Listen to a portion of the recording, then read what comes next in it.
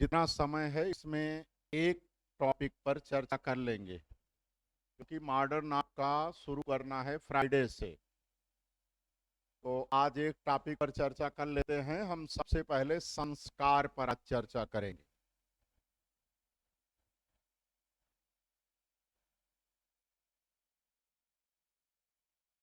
संस्कार, ठीक है। एक हमारा धर्म ग्रंथ है, गृह्य सूत्र।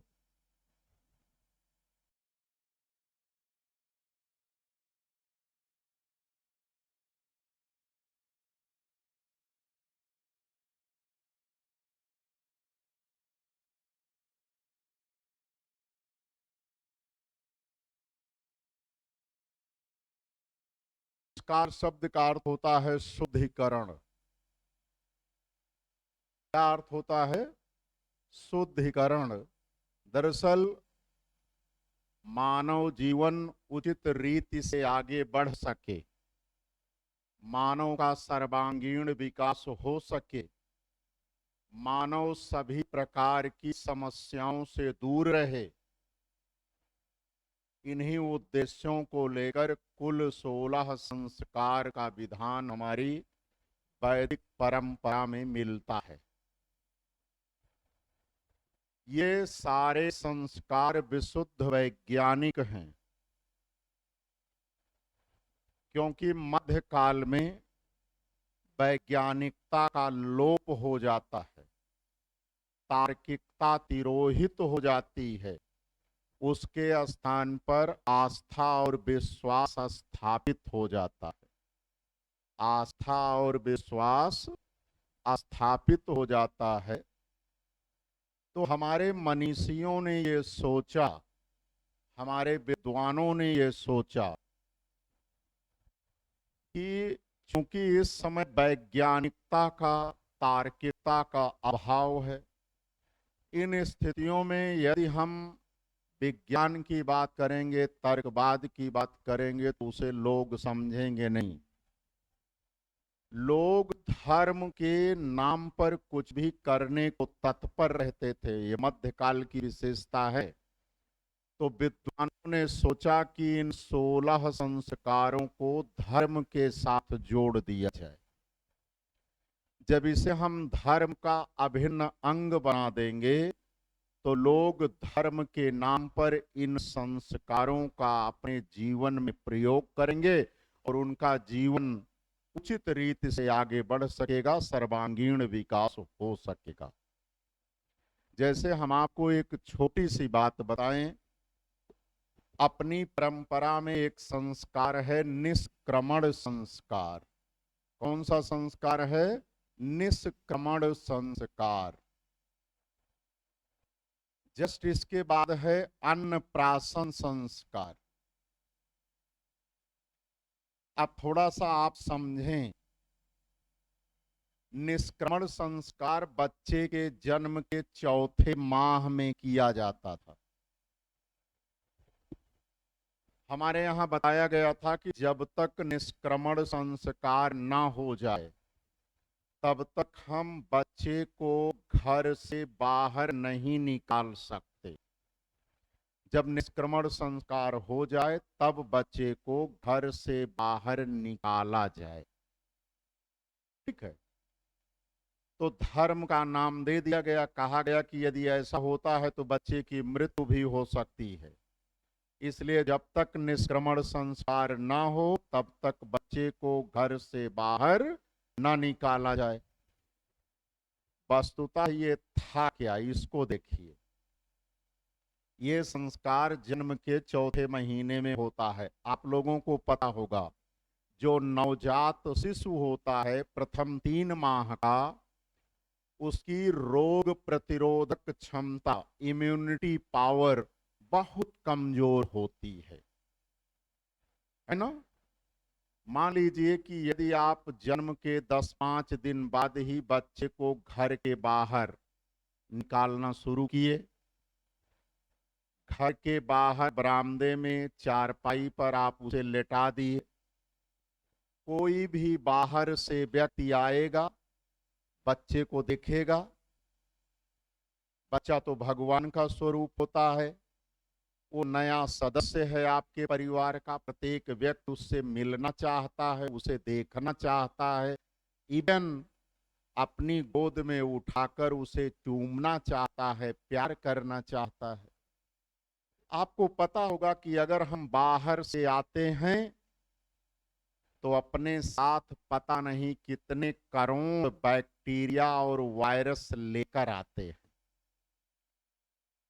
वैज्ञानिक तो कहते हैं जब हम एक बार अपने होंठ को अपनी जीभ से चाट लेते हैं तो कई लाख बैक्टीरिया हमारे शरीर के भीतर पहुंच जाते हैं, लेकिन वो बैक्टीरिया हमारा कुछ नहीं कर पाते क्योंकि हमारी इम्यूनिटी पावर बहुत मजबूत है ना।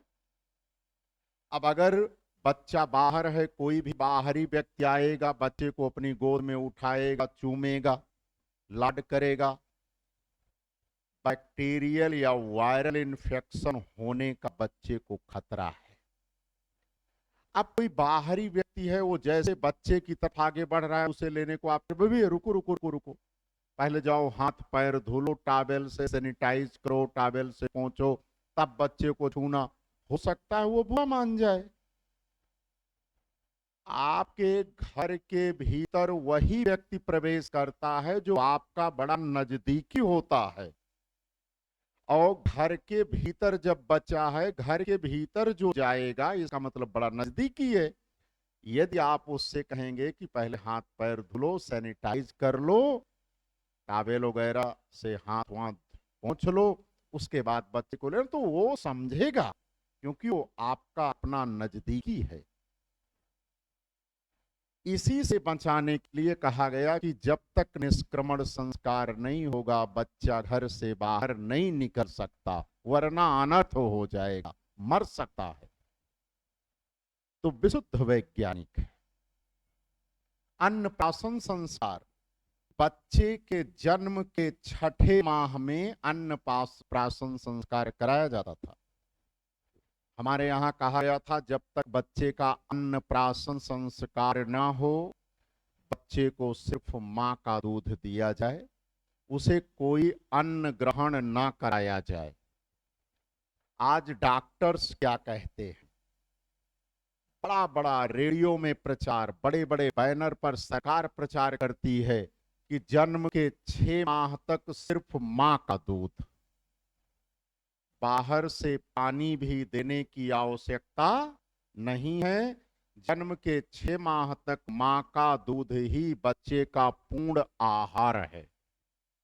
और फिर डॉक्टर बताता है कि जन्म के 6 माह के पश्चात बच्चे को घर में बनी हुई प्रत्येक खाद्य सामग्री थोड़ा थोड़ा खिलाया जाए, क्योंकि 6 माह के पश्चात बच्चे की जो मिनरल्स, विटामिन्स, अन्य एलिमेंट्स की जो उसकी डिमांड है, उसके शरीर की वो जो आवश्यकताएं हैं, वो माँ के दूध में पर्याप्त मात्रा में नहीं है, वो खाद्यान्न में ही पाई जाती हैं।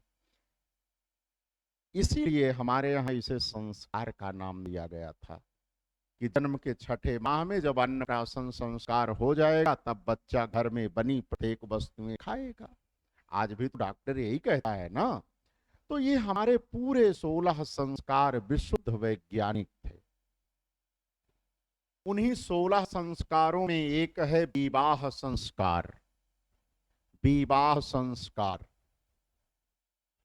हमारी परंपरा में विवाह के 8 प्रकार बताए गए, उनमें से 4 को उत्कृष्ट और 4 को निकृष्ट माना गया है। और इनमें सर्वोत्कृष्ट ब्रह्म विवाह को माना गया है।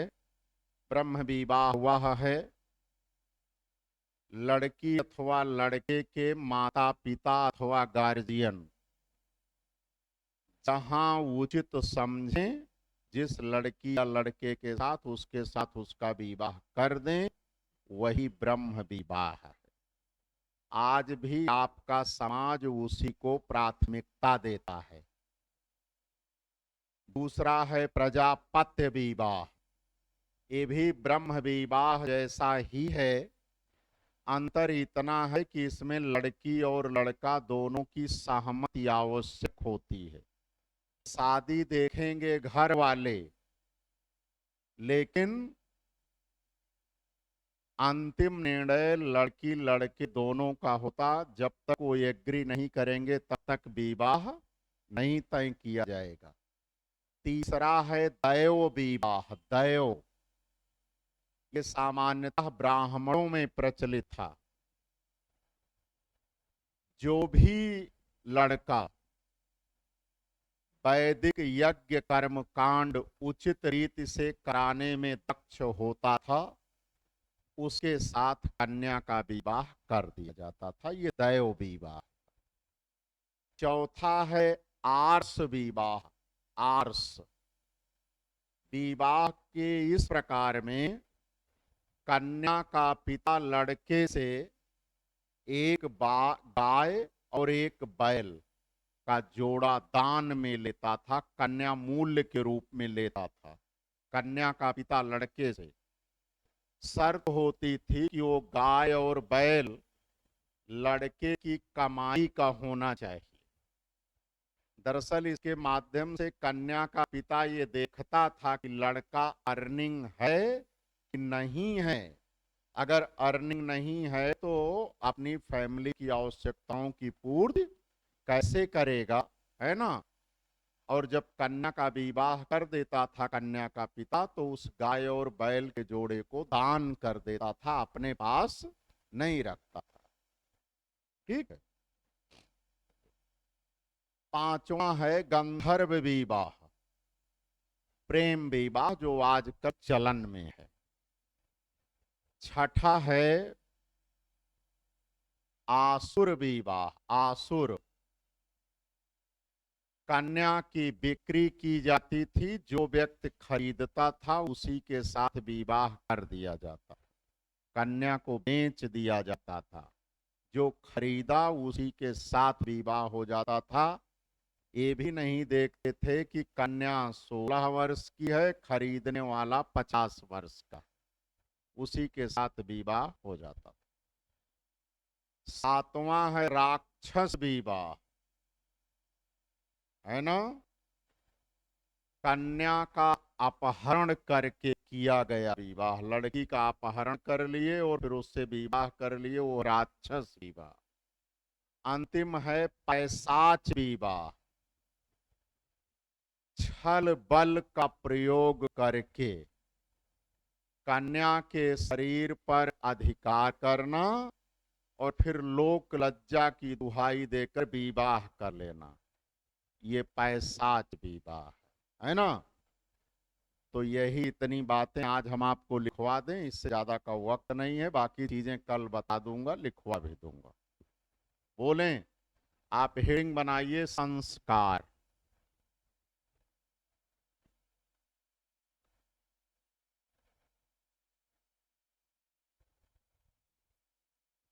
बोलें, संस्कार शब्द का अर्थ है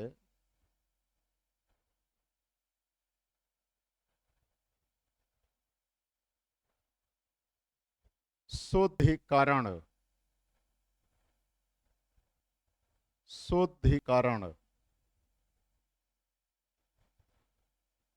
पूर्ण विराम। गृह्य सूत्र में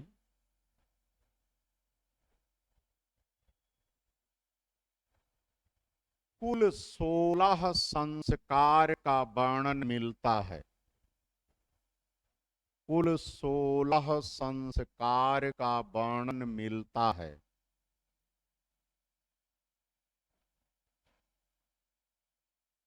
देखिए, ये संस्कारों का क्रम आपसे पूछा जाता है, क्रम सर्वाधिक महत्वपूर्ण है, तो क्रमबद्धता में इसे जानना चाहिए। नंबर 1,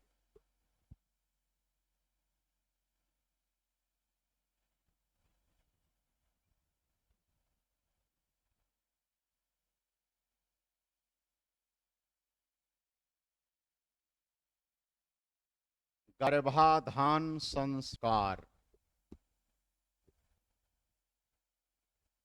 गर्भाधान संस्कार। ठीक है, देखिए, जब कुछ आगे लिखना नहीं है, जब बच्चा अपनी माँ के गर्भ में आता है, पेट में आता है, तो हमारे यहाँ उसे एक संस्कार माना गया। नंबर 2,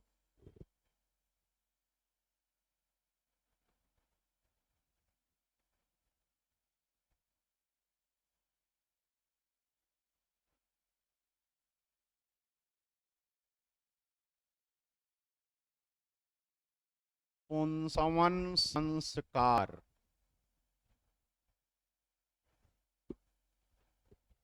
ठीक है, देखिए, इसको भी सिर्फ समझ लीजिए, कुछ लिखना नहीं है।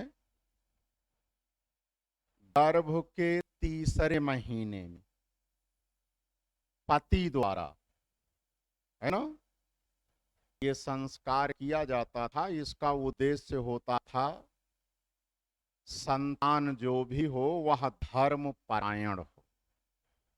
ठीक। नंबर 3,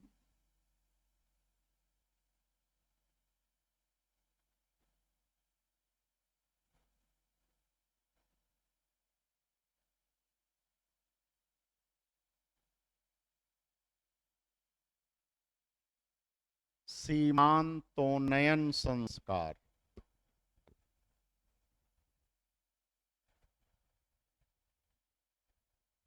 ठीक है, जब बच्चा अपनी माँ के गर्भ में रहता था, तो गर्भ के छठे माह में यह संस्कार होता था।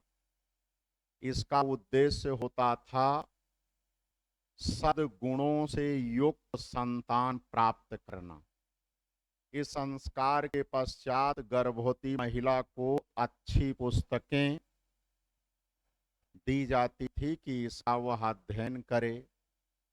अच्छी प्रवचन उसे सुनाई जाती थी, बच्चा उसका श्रवण करे, ताकि बच्चे में वो सब प्रभाव उत्पन्न हो। ठीक है। नंबर 4, जात कर्म संस्कार।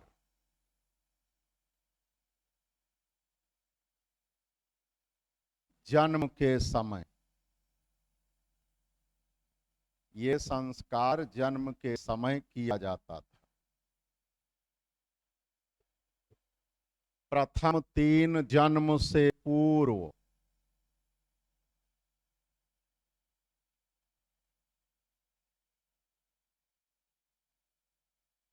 और बाकी सब जन्म के बाद। दरअसल होता ये था, बच्चे का पिता या दादाजी बच्चे को अपनी गोद में लेते थे, उसके कान में कुछ सद्वाक्य बोलते थे कि ये अब धरती पर आ गया है, तो अच्छी बातें सुने, अच्छे संस्कार ग्रहण करें। ठीक। नंबर 5,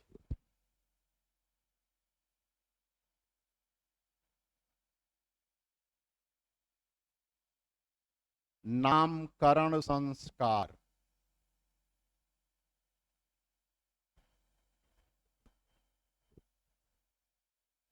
नामकरण संस्कार, जन्म के 10वें या 12वें दिन बच्चे का जब नाम रखा जाता था, उसी को नामकरण संस्कार कहा जाता। ठीक है। नंबर 6, निष्क्रमण संस्कार।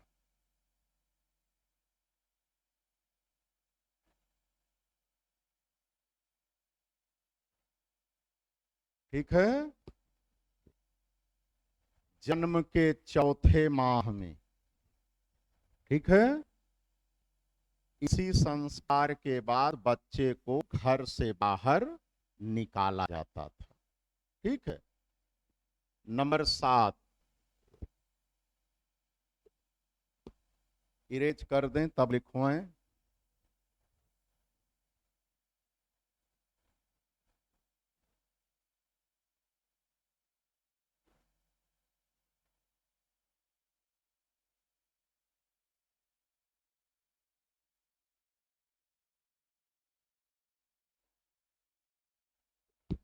नंबर 7,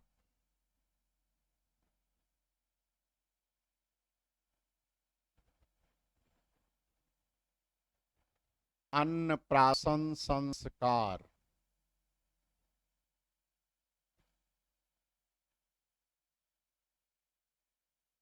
जन्म के छठे माह में यह संस्कार होता था।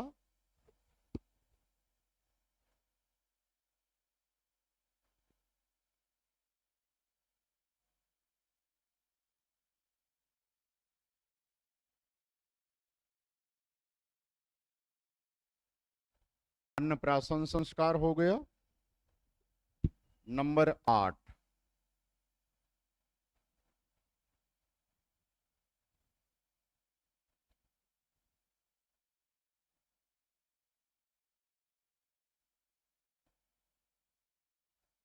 कर्ण वेद संस्कार। ठीक है, ये जन्म के तीसरे वर्ष में होता था। जो बच्चे का कान छेदा जाता है ना। नंबर 9,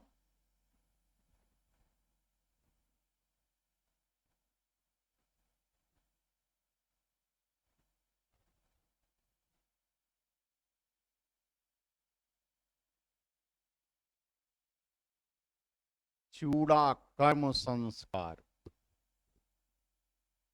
बच्चे का मुंडन जो होता है सामान्यतः जन्म के 5वें वर्ष।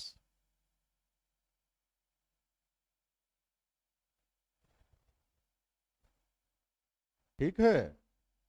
नंबर 10, उपनयन संस्कार।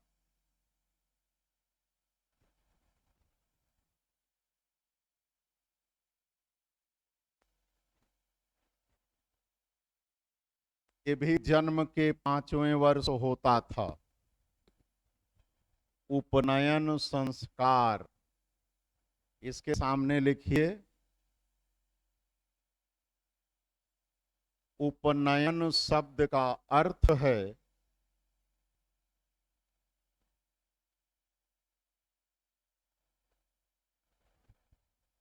अध्ययन के लिए गुरु के समीप जाना।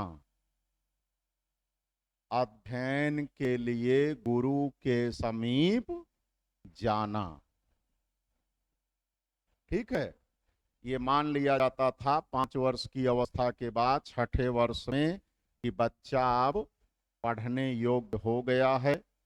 उपनयन संस्कार के बाद बच्चा यज्ञोपवीत धारण कर लेता था, जनेऊ।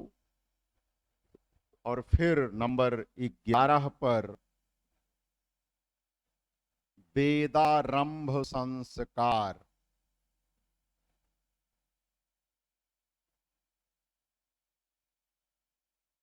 वेदारंभ का मतलब, वेद शब्द का अर्थ है ज्ञान, यानी पढ़ाई लिखाई शुरू। वेदारंभ संस्कार। ठीक है। नंबर 12,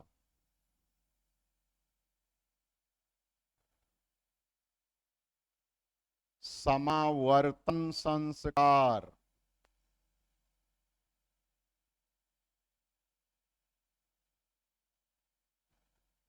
इसके सामने लिखिए, गुरु के आश्रम से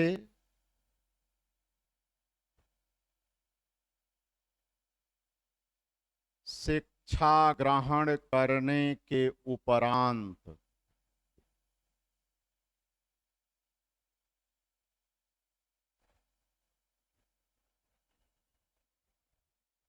पूर्ण विराम लगा दीजिए। जब शिक्षा ग्रहण कर लेता था, एक प्रकार से दीक्षांत समारोह था। गुरु ये बताता था कि अब आप शिक्षा ग्रहण कर चुके हैं, अब गृहस्थ आश्रम में आप प्रवेश कर सकते हैं।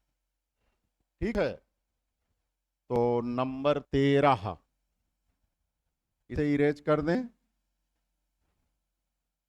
आप लोग नोट कर चुके हैं ना।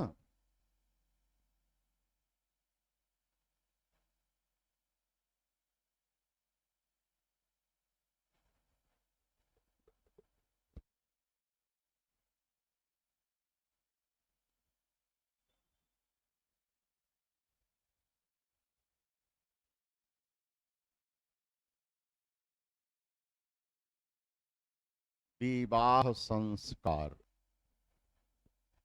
ठीक है। सामान्यतः 25 वर्ष की अवस्था में विवाह होता था। ठीक। नंबर 14,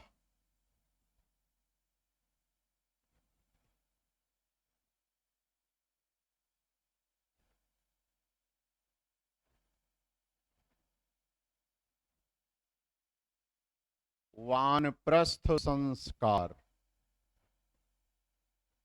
वानप्रस्थ संस्कार लगभग 50वें वर्ष में, और ये 25वें वर्ष में था।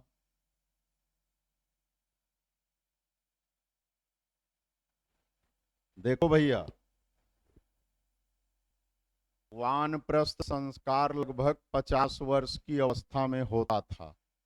जब ये संस्कार हो जाता था तो आपसे ये अपेक्षा की जाती थी कि अपनी समस्त एग्जीक्यूटिव पावर, कार्यकारी शक्तियां, निर्णय लेने का कार्य अपने पुत्र को आप ट्रांसफर कर दीजिए।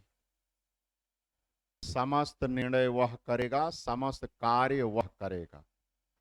बस आप उसके मार्गदर्शक के रूप में घर में रहिए, उसे सिर्फ मार्गदर्शन कीजिए, शेष समय भगवान में व्यतीत कीजिए, भगवत भजन कीजिए। ठीक है। नंबर 15, संन्यास संस्कार।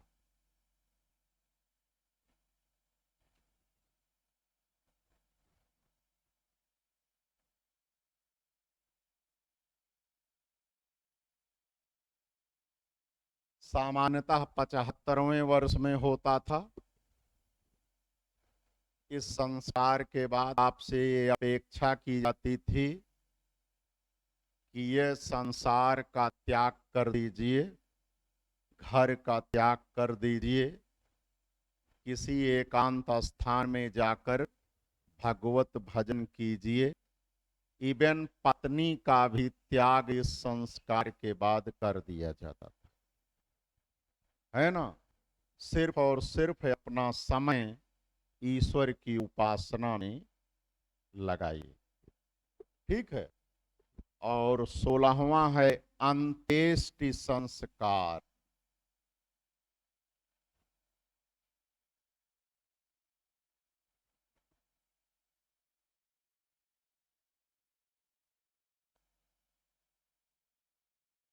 मृत्यु के पश्चात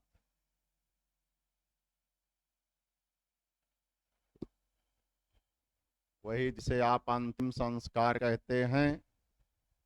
तो इन 16 संस्कारों में से 3 जन्म से पूर्व, यानी गर्भाधान, पुंसवन तथा सीमांतोन्नयन, और एक संस्कार मृत्यु के पश्चात, शेष 12 संस्कार इस जीवन में। बतिया समझ में आई? हेडिंग डालिए विवाह के प्रकार।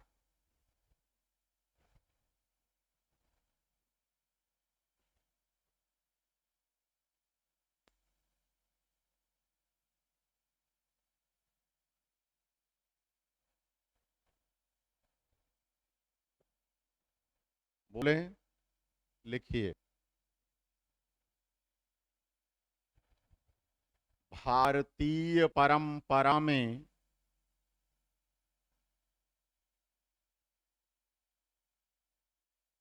विवाह के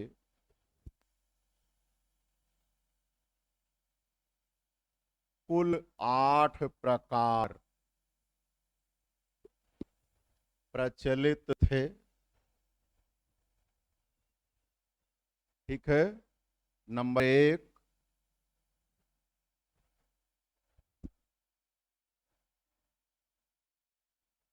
ब्रह्म विवाह।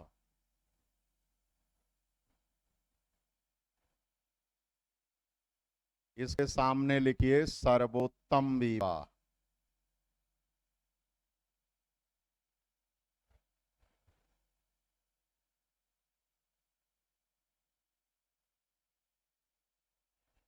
नंबर 2,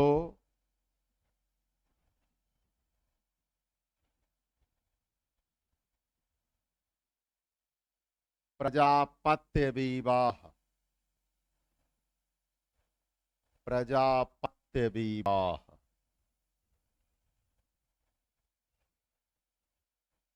नंबर 3, दैव विवाह। इसके सामने लिखवाऊंगा क्योंकि परीक्षा की दृष्टि से महत्वपूर्ण है। इसके सामने लिखिए, कन्या का पिता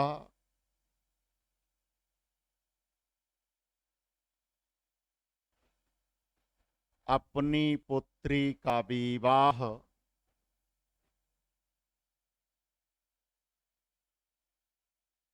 उस लड़के के साथ करता था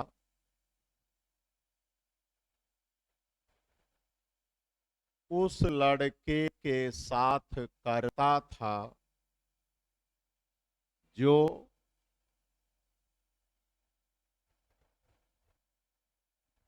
विधि पूर्वक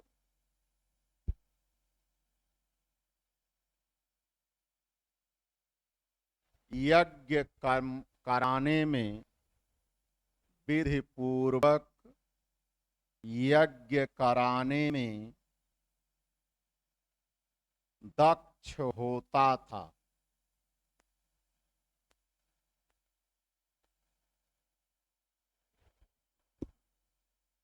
ठीक है। नंबर 4,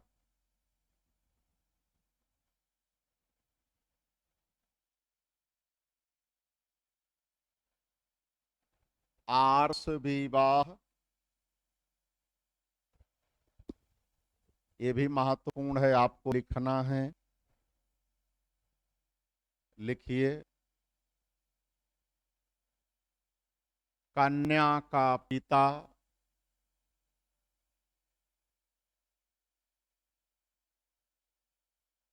लड़के से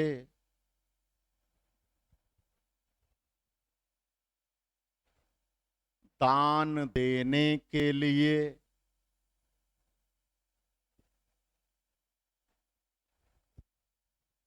एक गाय तथा एक बैल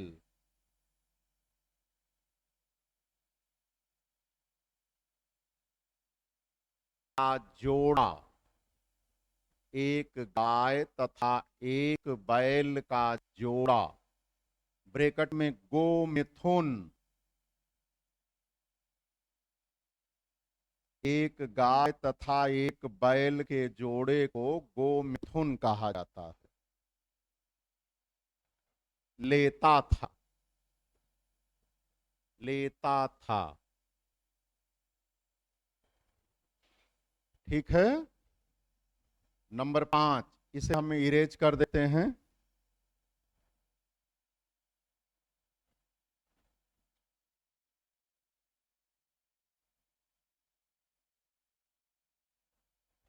नंबर 5, गंधर्व विवाह।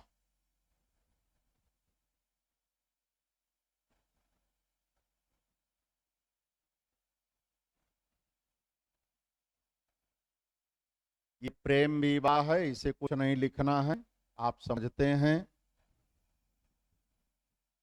नंबर 6, आसुर विवाह। महत्वपूर्ण है, लिखिए। बोले, कन्या की बिक्री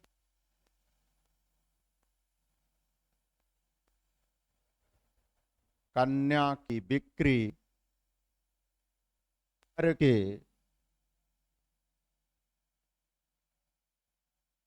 किया गया विवाह। इसमें कन्या को बेच दिया जाता था, जो खरीदता था उसी के साथ विवाह कर दिया जाता था। नंबर 7, राक्षस विवाह, इसको भी लिखना है। लिखिए, बलपूर्वक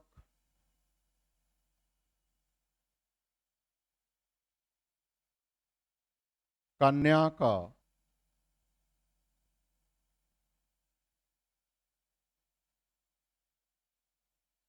अपहरण करके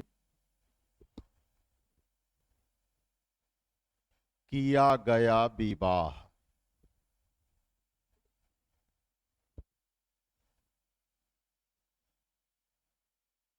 नंबर 8,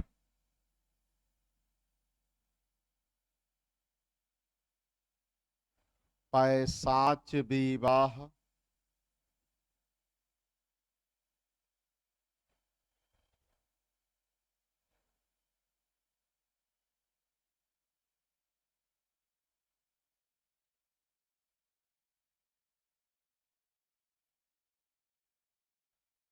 इसके सामने लिखिए, पैशाच विवाह में छल बल का प्रयोग करके, छल बल का प्रयोग करके कन्या के शरीर पर अधिकार करना।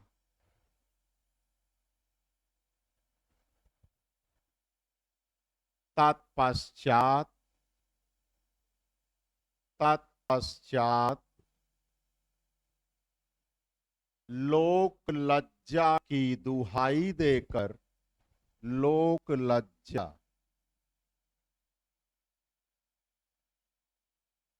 लोक लज्जा की दुहाई देकर किया गया विवाह, किया गया विवाह। समझ में आया? लिख लिए, देकर किया गया विवाह। समझ में आ गया? संस्कार में 16 का क्रम, विवाह में जो हमने आपको डिटेल लिखाया है, इसको विशेष ध्यान रखिएगा, ये परीक्षाओं में पूछे जाते हैं। चलिए, थैंक यू। कल आगे हम लोग चर्चा करेंगे।